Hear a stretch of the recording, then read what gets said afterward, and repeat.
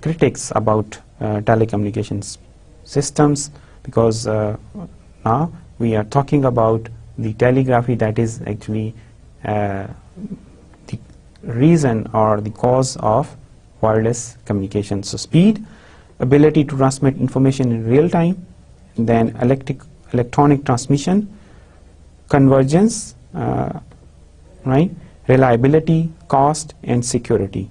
So these are some of the problems when we talk about the telecommunication system, right? So,